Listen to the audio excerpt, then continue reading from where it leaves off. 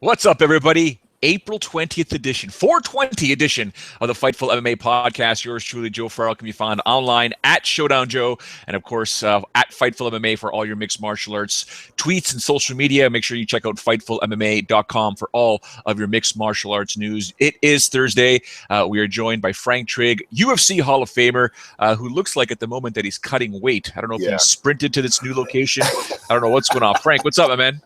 My internet is down in my condo, so I had to come downstairs to the lobby of the building, and I'm literally sitting right underneath a light, so it makes it look like I'm super hot, but I'm not. Because I'm very friendly with the security guards, so I want them to always know it's me, when I'm coming out of the door. And they came and turned the air on as soon as I sat down, so I'm totally fine. It makes it look like I'm super hot. But Joe, I do want to ask you something. Since it is 420, Nick and Nate Diaz Day. What are the actual? On Facebook, I'm getting a lot of feeds about. Forgive me, I usually know this. Your prime minister, what's his name? Justin Trudeau. Justin Trudeau. Yeah, he's going to do some new thing with marijuana laws in Canada. I haven't read through the whole thing, but right now, what are your laws as far as let's just stick with what are your laws right now for the general person? Because all of a sudden you have USADA and WASADA and all these other testing things that go through MMA, and for a long time, remember, everyone used to get popped for using marijuana anytime beforehand. I think it was Kevin Gastelum just got caught for it, and they keep evolving and changing the rules. But that's USADA and WASADA, which is a private entity. It's not what the federal government says. It's not what the states say. So it's a different deal when you're dealing with those things. What is it right now, to your knowledge? You may not even know. What to your knowledge, what is it right now in Canada as far as the general citizen goes? Okay, so right now, what's happening is Canada Day, July 1st, 2018. They will decriminalize it and make it available recreationally. Currently, right now, it is available to some for medicinal purposes. The laws will be changing. They're already talking about really small fines if you're caught with any illegal marijuana. In essence, what you're going to be allowed. So what'll usually happen, for example, in my province in Ontario, the word is it's going to be available through what's called the LCBO, which is the License Control or the Liquor Control Board of Ontario, meaning where you go buy your booze right now. So you can't, here where I live, you can't just walk into a grocery store or a gas station or a store to buy your booze. You have to go to what's called the LCBO, and they've got stores right across the province. They've got all your alcohol, hard liquor, beer. There's also the beer store. So because the LCBO is regulated by the government, they're thinking of potentially putting in, marijuana in there. So if you want to grab some stuff, you just go to the LCBO and you can pick up whatever you want. I'm sure you can't buy these massive amounts. Why would you want massive amounts if you're not going to use them? You can't sell them because that would be illegal. You are going to be allowed a total of, to my understanding, 4 plants for personal use, and that. That definition right there, right now, I'd like to see more, because what does 4 plants really mean? As big as I want, you're allowed a certain amount on a personal level, or will be allowed a certain amount on your personal level. So 4 plants at the home. They're talking about different laws, believe it or not, for teenagers. If a teenager is caught with marijuana, it'd be like a $300 fine. Little small things right now, like if you are going to have to prove that it's yours, which is kind of weird. But it's going to be a situation where the decriminalization is going to be fantastic. People right now that are pro the laws changing are saying, well, why don't you just do it right now? What's the point right now of getting caught if you have something, even if it's your own and you've grown it yourself? Why am I going to get a criminal record for it when in a year and a half from now it's going to be decriminalized? It's going to be allowed recreationally. So there's a bunch of debates going on right now. You are going to always have your naysayers, and for the most part, I've been involved in the marijuana world for a long time. I've got some investments that are about to happen shortly. I've been pro specifically medicinal marijuana because I've seen it firsthand with a friend of mine's dad, mine as well, from stage 4 cancer to remission to doing fantastic. So I've seen it, friends with PTSD, all kinds of things, injuries, anxiety. I've seen it happen on numerous occasions where medicinal marijuana has helped. So I'm pro marijuana, always have been, always will be. So I'm looking forward to the laws finally changing, and I haven't convinced my wife yet, Frank, that I'll be growing some plants in the backyard or downstairs or something like that. But it is. I was a typical athlete going through high school. I was totally, I was con marijuana my entire life until about a year and a half ago. And then a mutual friend of ours, his wife, who's been sick for a long time, and she uses it medicinally for her pain and what have you.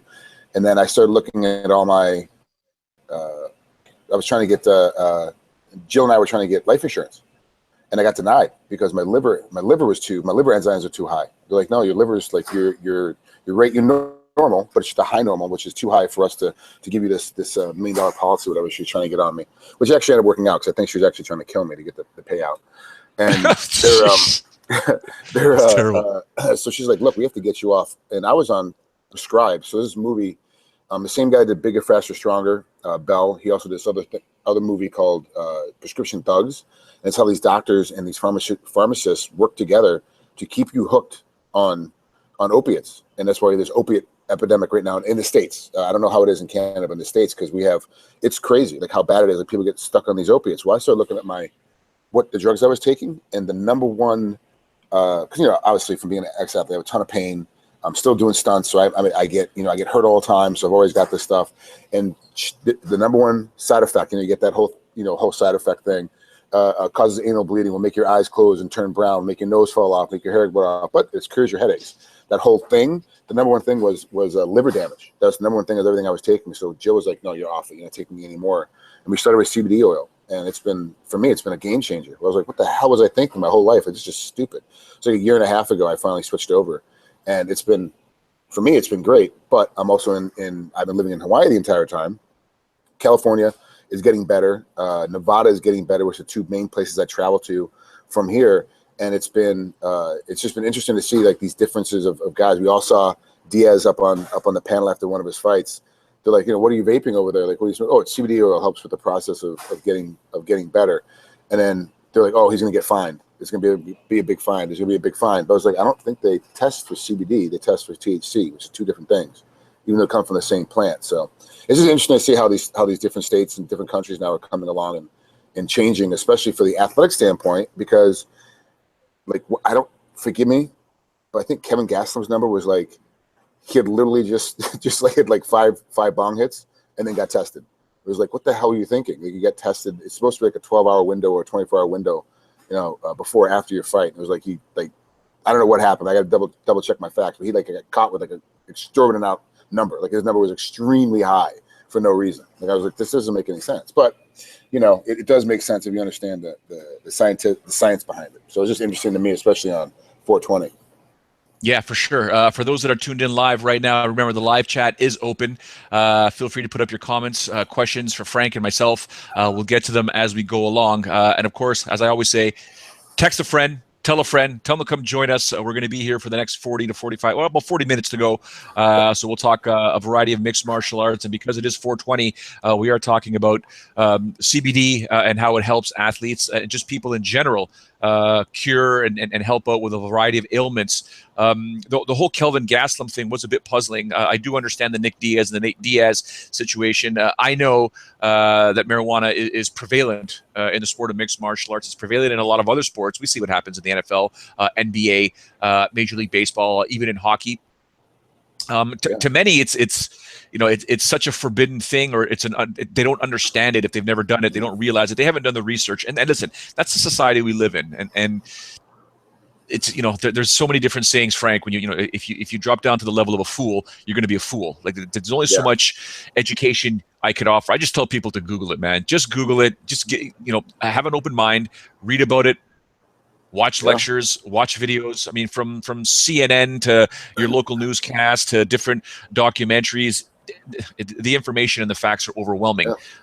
Anyone that says otherwise, then at that point, I step away. I'm just like, okay, that's your opinion. It is what it is. And that's the thing. I'm real lucky. Actually, it's funny. Yancey Maduro here on the island got me connected with this guy, Dana, who owns Hawaiian Cannabis Care. He's like, just talk to this guy. He's like a normal cat, like a normal, regular cat. He's a scientist, which I didn't realize. And he sat down. He's the lead for getting dispensaries put together in Hawaii and getting it regulated, get this whole thing put together. And he just sat down and talked to me like a normal human being. And my mind was blown. Like I had no idea about I don't know anything about the strains and the mix of this and this color of that and the thing that this does for you. And blah, blah, blah, like all that stuff goes over my head. So I just called Danny, hey, look, this is what I'm having. This is the problem I'm having. What do I need? Like, what should I do? He's like, oh, just, take 3 more drops of CBD oil, you'll be fine. Like, I'm that guy where I understand it enough to know who to call. I don't know all the information on it, so that's why I keep asking all these questions about it. And so I want to go back for a second. So most Americans don't understand how beer, wine, and liquor is bought up in Canada. You don't buy it at the grocery store. You have to go to a specific liquor store, which is government regulated. So all the taxes, everything goes right to this government store. Are they going to do the same thing then for marijuana? If it goes through the liquor, we have to go to the liquor store to buy it. That it's going to be. It's just then that's technically run by the government. So it's a government. Yeah. Okay. So it takes out the middleman. Yeah. That's exactly what it is. So they'll still have dispensaries, to my understanding, right. But recreational wise, if you want to pick some up, you'd likely are going to have to go to the LCBO in Ontario. It's different across the country. Like in Quebec, for example, you want to buy a 40, you want to buy some beer, you want to buy some wine, go to the gas station, go to the liquor store, go to the supermarket. We don't necessarily have that here in Ontario. In Ontario specifically, you have to go to the LCBO or the beer store to pick up your booze. When it comes to marijuana next year, July 1st, 2018, they're saying the day after, you want to pick up some weed, just go to the LCBO. Okay, all right, that makes sense. As long as there's other dispensaries running around for especially people that use it medicinally, where they have to get it. It's like when the crap and have to go to the liquor store as opposed to going to the dispensary I've been going to. But it does make sense. Either way, all I know is, man. So like, I've been going to Cuba a lot. Like I used to go to Cuba a lot to wrestle. When I was on the U.S. team, we go to Cuba all the time, and I kept saying, if we would just open up rum, coffee, and cigars with America. Now, Canada never had this. You guys didn't have the sanctions against Cuba. America did. So we were like, we had this huge embargo. We wouldn't bring anything in from Cuba. I go, if we just lifted the embargo on their coffee, their wine, or their rum, and their cigars, we revitalize their entire economy. Like we get them out of bankruptcy. Look at Colorado. Look at Washington. Look at Oregon. Like these guys are, because the taxing now on marijuana, since they made it legally recreationally, the taxes that the government is collecting on this it's been amazing, which trickles down to, I don't know how it works in Canada, but at least in America, it trickles down to schools, roads, training facilities. Like we're talking about kids, and I know this is a mixed martial arts podcast. Now you're talking about free, because it's government funded. You get free classes now for boxing, you get free classes now for wrestling, for youth wrestling, free classes now for Brazilian Jiu-Jitsu for youth, because the government has all this surplus of money. So it all trickles down. It takes some time. And to go back to your answer, the reason why, and you know this, but the reason why it's not legal right now, look at why in a year and a half from now, if you bust me right now in Ontario, I'm gonna get a criminal record, but in a year and a half from now, it's completely legal. Why is that? Because the government moves at a snail's ass pace. It takes forever to get all the regulations and get everything in. But I'm pretty sure every judge that this goes before is be like, dude, you had an ounce and a half, $100 and get the hell out of here. I'm not putting this on your record. Like, pay court fees and get out of here. I don't know how it's going to work in Ontario, but that's been happening a lot in the States, which the judges are just like, we don't care. The cops don't even care. Like, look, we don't even. It's going to be legal. Or it's about to be legal, or you're a gram over, what you're supposed to be. We don't care. We just let it go. And then you see all these athletes now. I kind of got to be honest, man. I'm watching these athletes train in every sport, because I work out with a lot of different professional athletes in different sports. They're training better. They're sleeping better. Like it's the overall benefits is pretty crazy.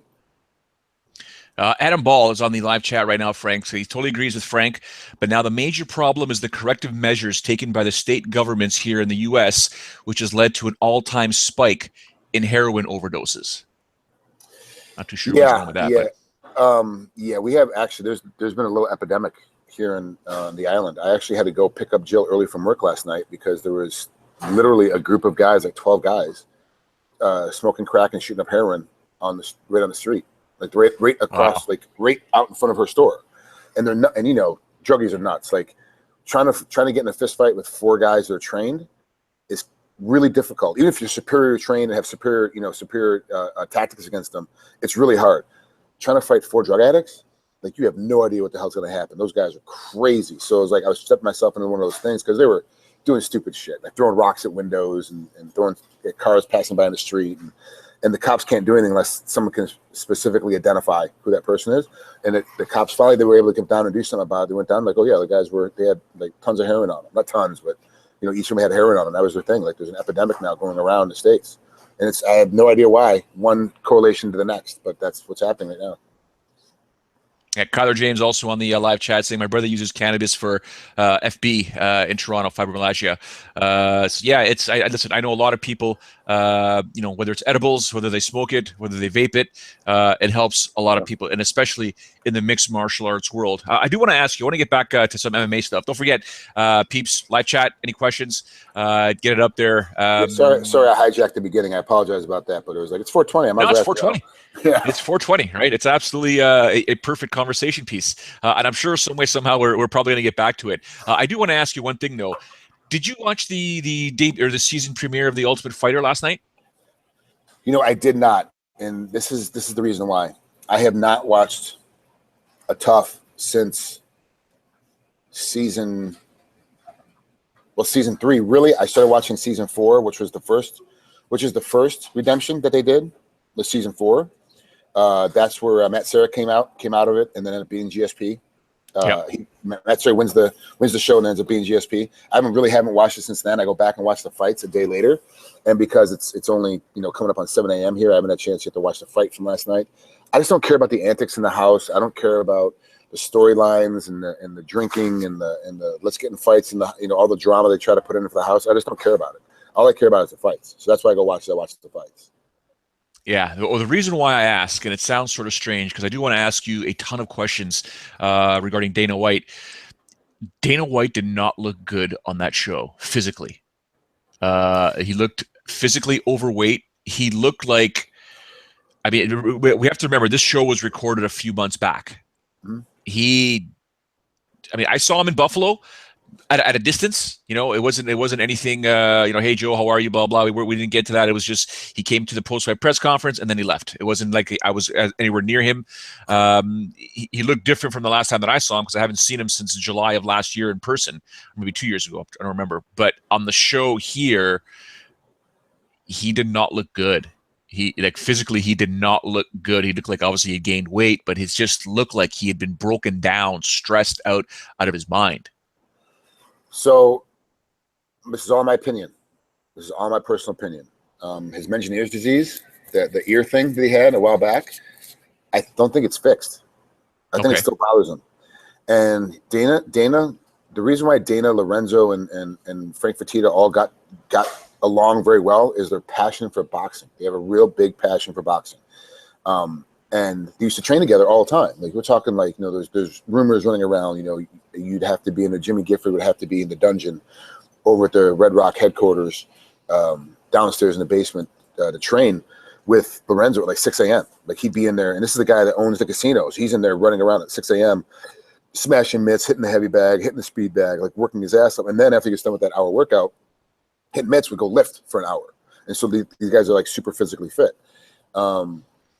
Because of the sale, Dana's not working out as much. Is my point of that. He's not working out as much as he used to. So as a result, when you don't work out as much, you put some weight on and you get older. Like he's not like he's 22 anymore.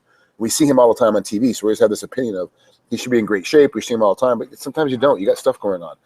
Now, let's not forget, he gets bonused on how well the company does at the end of the year. And that's part of his pay, part of his reason for staying. He didn't want to be an employee, you want to be a partner.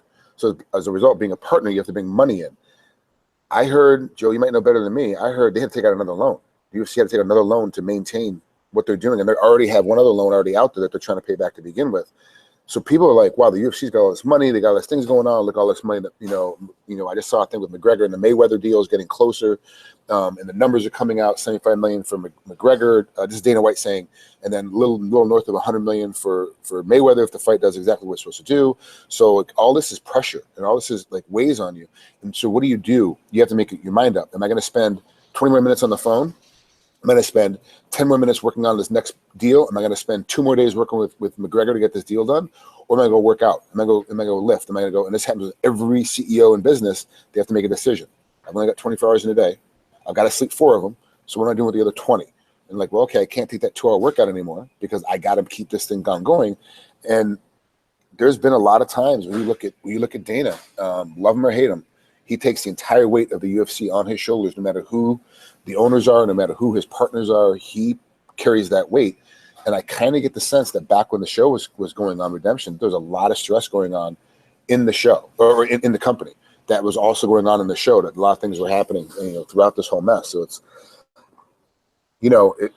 it's interesting to see him. We're going to get snippets, like you said. You haven't seen him in person in 2 years. You're like, oh, well, he looks totally different. Oh, now I see him on the Tough Show. What's that snippet mean? Well, that was shot, 2 months ago, 3 months ago? So what's he like now? Oh, I saw him in Buffalo, but I saw him from 100 yards away. Okay, well, we don't really know. And really, what's going on? It could have been he just had a fat day on the first show. Just the lighting, just the way the camera is. You don't know. And Been there, done that. Comes along, What the fuck? Like today, I look like I'm sweating. I'm not sweating. It's just, it's just what happens. So who knows? Yeah, man. But God, I hope. I will say this: the better he looks on camera, when he's doing that pre-stuff with Joe Rogan before the big pay-per-views, the better I feel about the company. Like, everything's going okay. There's no stress in the background. All these fights are gonna go off without a hitch because he looks good, so everything must be okay. That's kind of my mentality when I see Dana looking good. Yeah, guys, live chat, by all means, throw up any questions, suggestions, or comments for Frank and myself.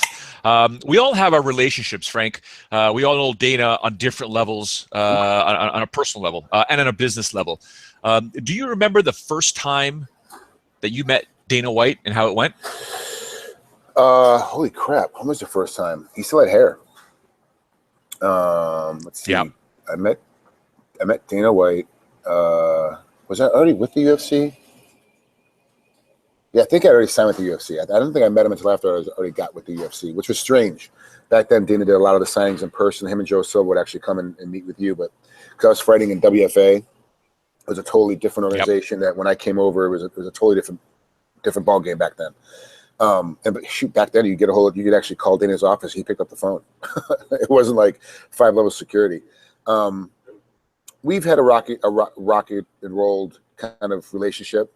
I've always respected him for his job that he does with the UFC and his job he does as being president of the company and running it, and taking it from being illegal in 48 states in the United States to now making it basically legal in everywhere in the world except France. It's like this guy he spearheaded it in Ontario, he spearheaded it in New York, he all that kind of stuff that like you have to respect him for that. But we also run in different circles.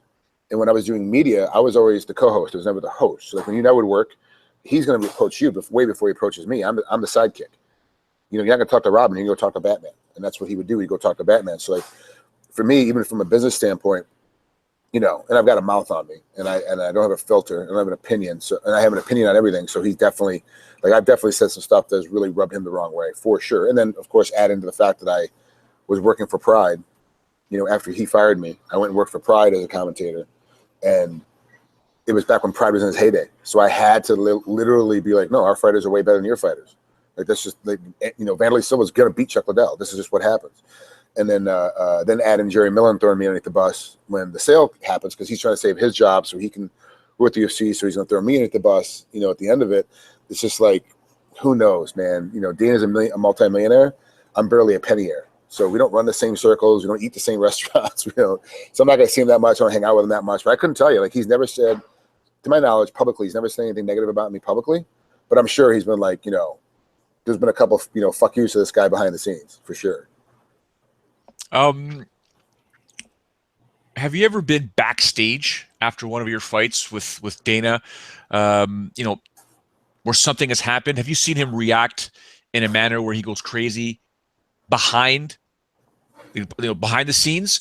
Or because I've never seen him freak out before. I know he's been upset on numerous occasions, but I've never seen him lose his marbles before. And he's got that personality where you assume he's going to lose his shit.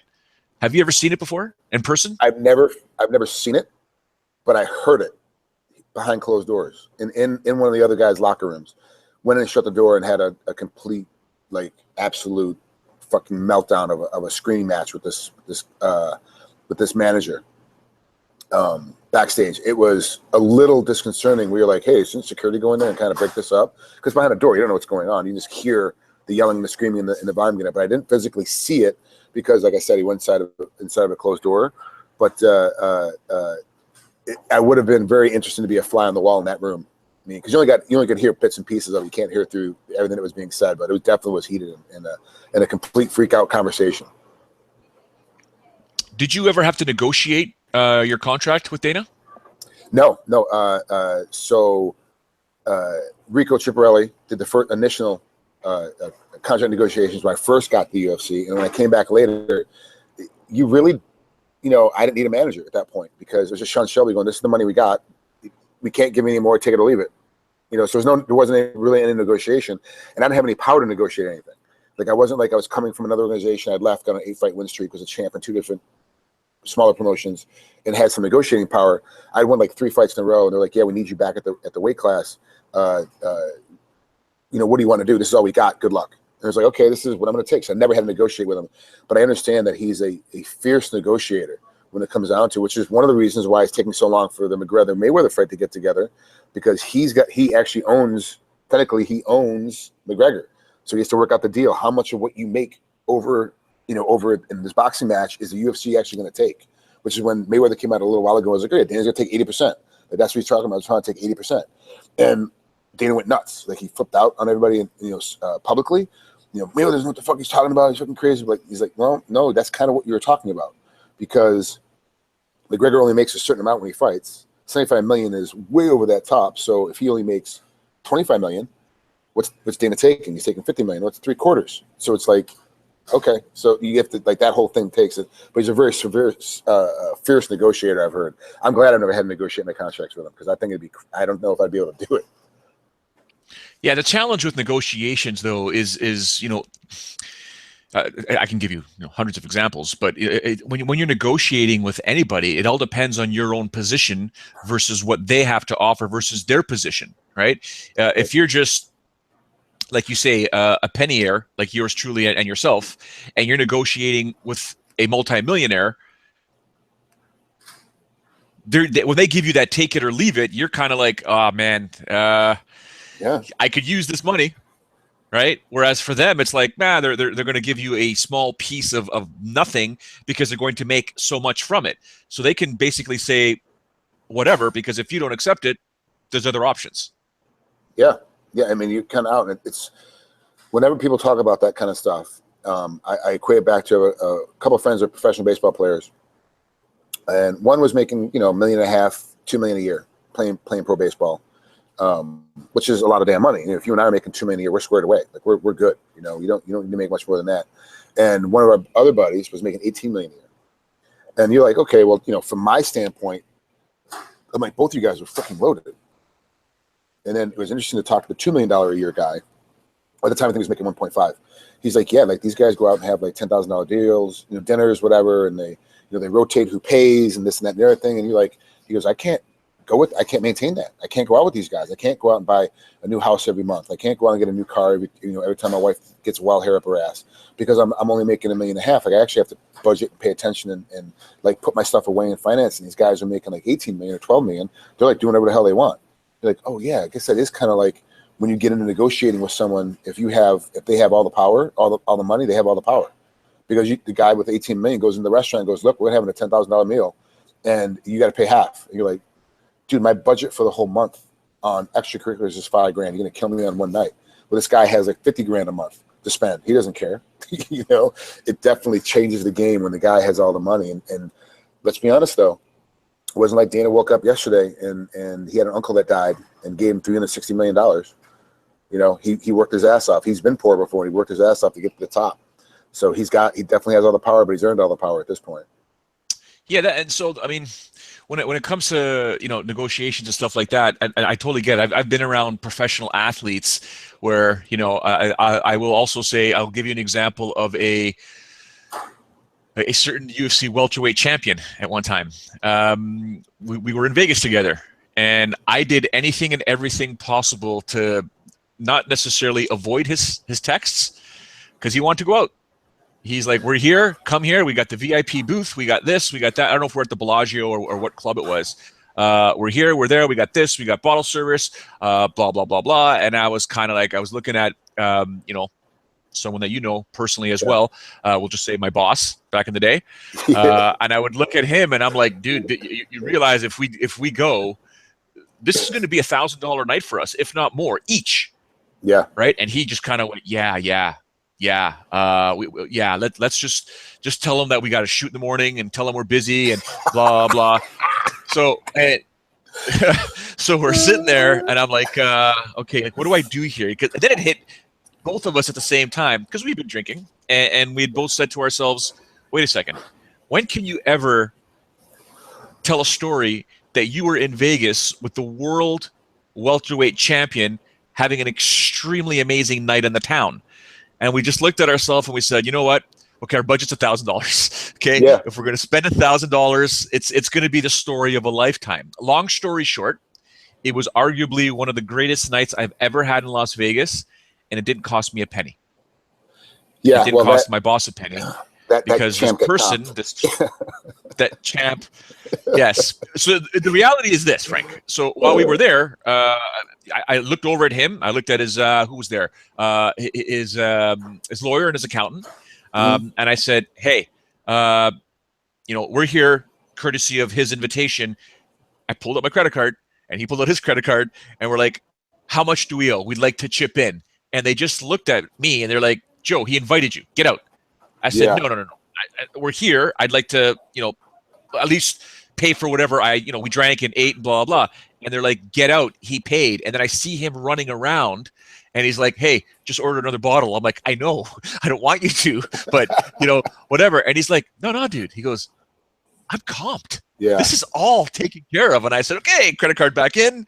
Let's have a good time here. So it was one of those things, but you get into that situation. I'm sure people right now on the live chat, people listening in either live right now or on iTunes and Stitcher later on, you have that friend or friends that are very well off that when they say, hey, let's go out for the night, you're kind of like, oh, I'd love to, but this is going to be expensive. I don't know if I can do this right now. Kevin Hart did a whole stand-up on this exact situation where he was like, oh man, you guys, I got to watch on my bank account. I'm not really sure how to do it because, everyone thinks, they see on TV, they think you got money and it runs around, but it also too depends on the city you're in, like in Vegas. I can't tell you how many, $25,000, $30,000 a year billionaires there are that run around that town. They know the right people, they know the right spaces, know how to get comped, know how to get in, know how to get out. They get, get this meal taken care of, that meal taken care of, just tip here, tip there. It's crazy, like how they pull it off. And then you're just like, then add in a guy that like that particular champion. You're like, dude, when he came to Vegas, it was, they didn't care. They opened up the banks for him. They didn't give a damn. One, because Dana and Frank loved him, so they would help out calling in and getting him set up. But then, of course, everybody loved him. So it just made sense. I can't even imagine the fun you had that night. More than likely at Caesars, not Bellagio. Well, Caesars is where we started. That's where we started. Yeah, we actually just decided to go all vintage because it was at Caesars in one of the lobby bars where I had pitched the idea to Sportsnet of UFC Central, of a magazine show that would recap UFC events, preview UFC events, do profiles on fighters, breakdowns of fighters, and that's where we decided to go back there just to celebrate that. Look, the day that we were here, pitched it. And now look at us back here. We got a TV show. We're doing fantastic. Ratings are amazing, blah, blah. And then this person kept texting nonstop. And I'm kind of like, what do I do? I'm making good money, but I don't make millions. I don't make that money. So, but anyways, I will always be able to tell my son, and then whenever he has kids, that I partied and had an amazing numerous times with various champions under the Ultimate Fighting Championship banner, world champions that took care of yours truly. Back on the Dana White tip, if you don't mind, just to discuss a few more things, regarding Dana. Yeah. You mentioned, and we all know, we know the story. He started off, on the bottom, made it to the top, right? He worked his tail off. They say that money, when you have money, wait a second, G Money. We're talking Matt Hughes. I'm assuming you don't know me very well, sir. No, I'm not not talking. That's funny. Yeah, not at all. Hughes. Yeah, no, Joe and him don't hang out at all. Like not even remotely. That's like there's a better shot of me and Matt hanging out than Joe and Matt. Yeah, it's Matt Hughes That's and I are funny. hi bye, not hi bye. Hi, how are you? How's things? How's the Yeah. families? And that's it. No, the world champion I'm talking about has been a friend of mine for quite some time. They say money. No, don't worry, G Money. I know you put whoops, LOL. Don't worry about it. It's cool. Money changes. They say money's the root of all evil. I disagree. Money changes people, kind of. Money brings out the true personality in a human being. Meaning, if you're a jerk, you got lots of money, you're a bigger jerk. If you're a giving person, when you get lots of money, you're a giving person. Me personally, I have lived a good portion of my life, not so much now, but a good portion of my life where I had a fair amount of money. I made some good money, and I don't feel I've changed. I actually asked my friends this. Did you see a change in me before I became Showdown Joe, when I was at my peak with the TV show? And they're like, you're the same dude. You've always been the same dude. In fact, you were just nothing. Like not that you were nicer, not that you were worse. You didn't take shit from people. That was true. Now you're kind of more reserved, but I don't think I changed. People that I know that have money, Frank, they suffer from a disease of douchebagitis. And there's people I know that have lots of money that you wouldn't even know they've got the money. I mean, you look at a guy like Dana White, who started at the bottom, made his way to the top. Do you think he's changed in a manner from where he was before, where he's a more negative person, a more positive person, or just the same guy with just those elements enhanced? It's tough to say because I didn't know him very well when he was super broke. When he was just teaching jazzercise and judging bodybuilding competitions in Vegas. I didn't know him back then.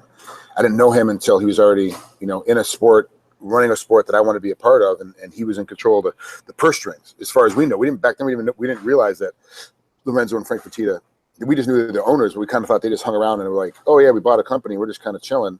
We didn't realize they're as involved, so we just thought everything came through Dana at that point. So we definitely were trying to get on Dana's good graces. I didn't know him well enough back then to know, but I will say this. People that say that money is the root of all evil are people that don't have money. Because people that say that money, money will never change me, money will never change you, bullshit. 100%. You give me enough money, you motherfuckers will never hear from me again. I am gone.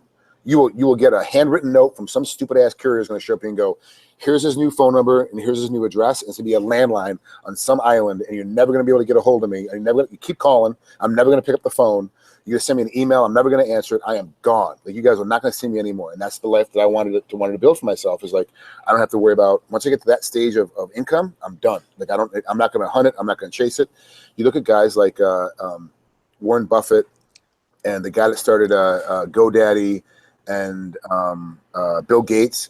They're giving away 90% of their total worth when they die. Warren apparently is going to give away 99% to the charities of his 3 kids. Holy smokes, man! I think Warren's the one that started this, but it's like these multimillionaires all get together and they make a pledge that whenever they die, they're giving away basically all of their wealth. You have to give some to your kids and stuff like that, but I think you have to give. I think the minimum you can give, you are allowed to say you're giving away, is 90%. They prefer to give away more, but you have to give most of it away. And those are just, anybody that's ever worked for Warren Buffett has never said a negative thing about him. Chael Sonnen, I guess, got to meet Warren when he was on the what the hell is that, the show called, what used to be Trump, now it's Schwarzenegger.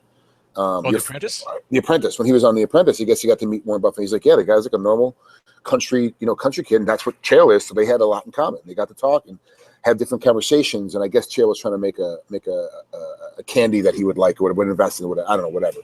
And he's like, yeah, he's just like a normal cat. So I agree with you. The more money you have, the bigger your personality. Like, whatever your normal, actual true zero personality is definitely come out when you have a ton of money, for sure. And when it comes down to Dana, I didn't know those guys. Like Lorenzo, I've never known him to be but nice to me and cordial and fully respectful to me. But when he is upset with me for any reason, he also comes right to you, doesn't hide it, doesn't mix words, whatever. He comes right at you straightforward. He's like, hey, what the fuck were you thinking when you did or said this? And then you explain yourself away. And if you explain it to him or apologize, he's like, okay. And he's just kind of over it. That's just how he deals. With Dana, that's Lorenzo, you're saying, right? That's Lorenzo. Yeah, Dana tends to hold, at least with me, in my experience, tends to hold a grudge a little bit longer. He tends to hold, like, if he's mad at you, he's mad at you for a long time. But he also, too, if he respects you and loves you, he takes care of you for a long time. Look at Hughes. Look at Liddell. He loves and respects those guys. Those guys really did nothing for the company after they retired. but they kept getting paychecks up until just recently. Like he was taking care of them, you know, and that's kind of his game. He takes care of his friends, and he steps on his enemies. It's just kind of how it works. I don't know if that's where he was when he was poor. I don't know enough about him, and like I said, we never hung out at that stage. But I gotta think now with the more money he has, the bigger his personality is. You have to be really nice when you don't have any money. When you got what we call fuck you money, you know, you can't afford that Maserati. Fuck you. I'll just go buy it. You know, you're like, what? You know, we've all heard the stories. Like he pays like some, like, I don't know. I say $5 grand, but I don't know if it's $5 grand because he has a water slide in his house that's above the fence line. And so the HOA of his area is like, that's a fine. And then he overuses all this water, so they have to pay another fine. She's like, yeah, fuck you. I'll pay the extra $5 grand a month instead of shutting my water slide off or bringing it down lower. He's like, fuck you, I'll just pay it. You know, that's fuck you money. When you have that kind of money, you're like, you know, what kind of personality? Well, you're a little over the top. Okay, you're a little over the top. That's just how it's going to go. Yeah. You know, one of the questions, Frank, that I get asked all the time. Oh, wait a second. Adam Ball says, amen, Frank. I'm going to assume towards the beginning of the money rant. Yeah, I agree with that. TJ Day Fins for life. He's getting all MMA on us. Should Benavidez fight Elliott and winner gets Mighty Mouse? I say no, because the winner of Sergio Pettis, well, if Sergio Pettis defeats Henry Cejudo, yeah, I think there's your next title contender for Mighty Mouse Johnson. And didn't Benavidez and Mighty Mouse just fight a little while ago? Well, they fought twice, and Timmy Elliott went the distance recently with Mighty Mouse. I cannot see that fight happening, TJD. Yeah, I mean, again, so soon. I mean, but there aren't a problem with Mighty Mouse. He is now decimated the weight class 2.5 times. Like he's running his way through it. They don't have any new talent that even has a shot yet, so they got to get somebody new in there. Pettis is your next logical choice, but does he have the ability to get it? If he gets through Cejudo, then yes, and he shows that he deserves to be back in there. Cejudo didn't do very well the first time. He always does better when he matches a guy again. This is even from his wrestling career. Like if he got beat by a guy the first time, he tends to beat him at the second time. And so if he beats Pettis, it makes sense to put Henry back in there. But man, who knows? With Mighty Mouse, they're in a weird position. And I saw a quote from him the other day. He's talking about how low the numbers were, the viewership. Like it got worse as it got further and further along. And let's be honest, the only reason, you know, if you look at Mike Tyson's pay-per-view buys in his heyday, they kept getting less and less, and people couldn't figure out why, because they're knocking guys out in 90 seconds. Because who the hell wants to pay, back then it was like $45. Who the hell want to pay $45 to watch a guy fight for 90 seconds? They're like, I'll just catch the highlights. You know, the fight's going to go the way the fight's going to go, so I'll just watch the highlights. The highlights basically give you the whole fight, because you're just going to see that the last 10, 15 seconds before the knockout happens. Like, I don't need to buy the fight. And it's kind of like what happens with Mighty Mouse. And people are like, why didn't you even tune in? He's going to kick his ass. Like, this guy is so good, I'm not even going to tune in. Well, like when people are doing it with Anderson Silva, it's because he was knocking guys in a loopy, weird, sliding back. You know, we saw everyone remembers the Forrest Griffin. Forrest throws 3 punches at him. Anderson slips all 4 punches, throws 3 punches, all land flush, and Forrest just falls down. Like, whack, whack, whack. And it's like, well, holy shit, that was fucking amazing. It was kind of weird, and it happened later. With Mighty Mouse, it's becoming, you know, in my opinion, it's becoming where he's just going to kick everybody's ass, so no one's paying attention. So his numbers are always going to be lower than everybody else's. Plus, he's small. You know, no one wants to see the small guy fight, at least in the States. Man, it's tough. It's tough. What are they going to do with this guy? You know, all I'm really concerned about with Mighty Mouse is, are they actually going to give him the 8 belts they owe him? They will. I think they will. I think. I mean, it's even if the maximum cost of those belts is $1,500, it's peanuts. It's peanuts for your champion. You know, I mean, we used to get belts for the promotion that I used to work with. Maximum was like $190, $200. And they were nice belts. They're not UFC belts, but $200. I mean, come on. Even if it's $1,500, that's your world champion. So, like, Randy Harris has one of Matt Hughes' belts down in Florida because Matt gave him one of his belts because he had like 9 of them at his house. So why does Mighty Mouse get 1 belt? Why does everybody else, like, who he mentioned somebody, makes no sense. He's got 3 or 4 of them. Like, why is that? Why is he the one that's not getting any belts, even though he's the pound for pound best champ and just tied Anderson Silva's record? Like, how does he not have all the belts? When you win, you get another belt. You know, whoever wins gets another belt. He gets it. Here's my belt. Give it back to me at the end of the fight. Here's my belt. Give it back to me. That doesn't make any sense. I mean, if that's the way they do it for everybody, then I would get it, but they don't. Yeah, and the one thing about I think Kyler James just nailed it. Very humble too. He's an extremely humble guy. Yeah. anytime I would text with him or talk on the phone, or even we would do a radio interview, he'd throw up, "What's up, Pitbull?" It's the same dude. And then we would literally talk about, being fathers and talking about the wives and stuff like that. It's just a regular dude. Roy Soria, you just jumped on. We're about to wrap up the show, Roy. I know you're saying hi to Showdown Joe. Thank you very much. Appreciate it. But thank you, as always, for coming on. Appreciate it. If you missed most of the show, Roy, you can catch it later on iTunes and on Stitcher as well. Frank, before we let you go, I do want to ask you, the pound for pound debate when it comes to, or not the pound for pound debate, excuse me, the debate for the greatest of all time, that Mighty Mouse has now been included with the likes of George St. Pierre, John Jones, and Anderson Silva. And on the outskirts, I guess you can make the argument for Jose Aldo Jr. And Fedor. I removed Fedor and Aldo from my equation when I put together a piece on FightfulMMA.com, and I just went through John Jones's opponents, Anderson Silva's opponents, George St. Pierre's opponents, and Mighty Mouse's opponents. I took a look at their finishing rates, and I took a look at the times they've been defeated. I also took a look at the fact that Anderson Silva has competed in a division above his regular 185-pound division and was victorious at 205 pounds. John Jones has yet to compete in a division above his, although I believe trending-wise the future for him will one day be at heavyweight. George St. Pierre has never competed at 185 pounds, but he will next against Michael Bisping, and I won't be surprised if he goes down to lightweight after his fight with Michael Bisping. Demetrius Johnson has competed twice at 135 pounds or more, but lost. His only 2 defeats have come at 135 pounds. So you have got this weird sort of chasm of who's the greatest of all time. Where does Mighty Mouse fit in there? I think there's a lot more work that needs to be done by almost all of these guys before we can determine who the greatest of all time is. What do you think? You just mentioned guys every single guy you mentioned is still fighting. There's not one guy in there that's not fighting. You can't have a conversation of the greatest of all time until everyone's done fighting. So when Spinks was fighting, Leon, he's going to be one of the greatest of all time. He's going to be one of the greatest of all time.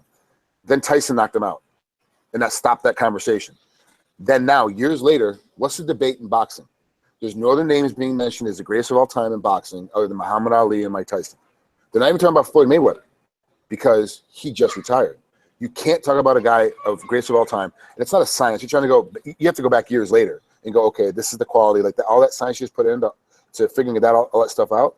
You have to put that in 5 or 10 years from now. You can't talk about greatest of all time. Right now, who the hell knows? These guys are still competing. I thought Anderson Silva, when he got scissor heel hooked, beat by Rio Chonin, should have retired.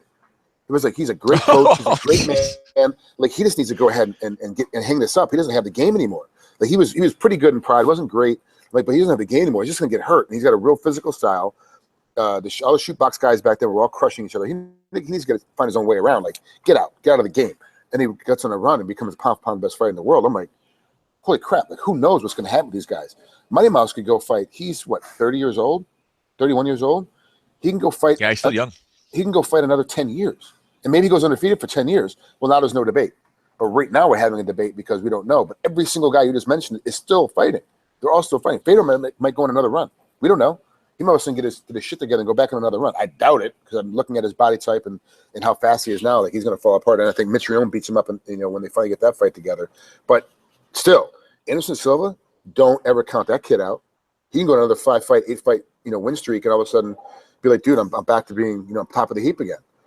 John Jones could come back and get beat up by Daniel Cormier. Now we don't even have a conversation about John Jones anymore, about being the greatest of all time, because he goes away for a while and comes back. Right now we're talking about GSP. Say Bisping knocks him out. GSP now that cannot be talked about in the greatest of all time. He's got beat up by Bisping. So it's like you have these whole ratios. You have to wait till everybody's retired. I like your math. I like your analysis of how you put it together. It's just way too early to have these conversations. Yeah, I was just basically putting it together based on the questions that were asked at the post-fight press conference, and said, well, if I analyze all of this, there's still so much work to be done. There's so many what ifs that you can't really make that debate just yet. Before we let you go, there was someone a couple of days ago on my, I think it was on my Twitter, that said they were watching Lethal Weapon and they got to see Frank Trigg and they were very happy, and they had to remind me. So yes, Frank does a lot of television work, does a lot of stunt work, does a lot of movie work. So next week at this time, who knows what'll happen between now and next week. So Frank, if you can give us a little hint what your life will be like over the next 7 days. I'll be in Vegas next week, Thursday. Yeah, I'm going back to go see the kids. So Jill and I take off Wednesday night. Wednesday afternoon. We land Wednesday night into LA because I have to ref. I'm reffing on the 29th at Sportsman Lodge. There's a pro event for California for CSAC, California State Athletic Commission, that I'm reffing on the 29th. So we're going in a couple days early to go see the kids and see our moms. Her mom's there, my mom's there, and then see a couple of our friends, and then drive back. So Thursday morning when we do it, it'll actually be 9:30 in the morning for me, and I'll be at my mother-in-law's house next week Thursday. But all that could get canceled. I auditioned for an NDA Marvel job here in Hawaii, and they could change it because I think it shoots Wednesday, Thursday of next week. So I could literally be like, have to change my plan, but okay, I gotta sit here and shoot. I gotta shoot these scenes before I take off. And then I have a big tour coming up. Most of you know I do men's health seminars for hormone replacement for Universal Men's Clinic. So in June, I'll be in Tucson, Austin, Oklahoma City, Tulsa, Portland, Seattle, and Salt Lake City. I'll be in each one of those cities for like a day and a half, bouncing around over like a week period. So I think pretty sure I got a quick like bounce run I'm gonna be doing as well. So that's like that's like in a month or so. Interesting. Well, as long as you got Wi-Fi, a good connection, headphones and a mic, we will talk to you every Thursday during this crazy tour that you're going to be on. As always, Frank, we do thank you for your time. We know it's super early there in Hawaii. No, guys, he's not sweating. He's just under an interesting light. The lighting makes him look like he is cutting weight, although he did tell me he wishes he was cutting weight for something. But life is a little bit easier for Frank right now. Frank, as always, we do thank you. Make sure you follow him online at Frank Trigg. He does man his own social media. There is no one there that he has hired that'll handle it. So if he doesn't reply right away, if you're worthy of a reply, he likely will reply, but you got to give him time because, as you saw, his travel schedule is absolutely insane and will be insane. And he could be on a movie set. He could be at 3, 4 o'clock in the morning waiting for the hurry up and wait that you have to go through whenever you do it. So he might be too tired. He might not have caffeine. He may be overly caffeinated. And especially on 420, actually, no, you don't have much THC. You got CBD in your stuff. So we should be fine. It's too early. I got to wait till Jill gets up before I can and finish these. I don't want to come on here too stoned. Like, that's just nuts. Do that. There you go. So you don't know what type of state Frank is going to be in when he does reply. But if you're worthy of a reply, you like stuff, please follow him at Frank Trigg. You can follow us here at Fightful MMA, at Fightful MMA.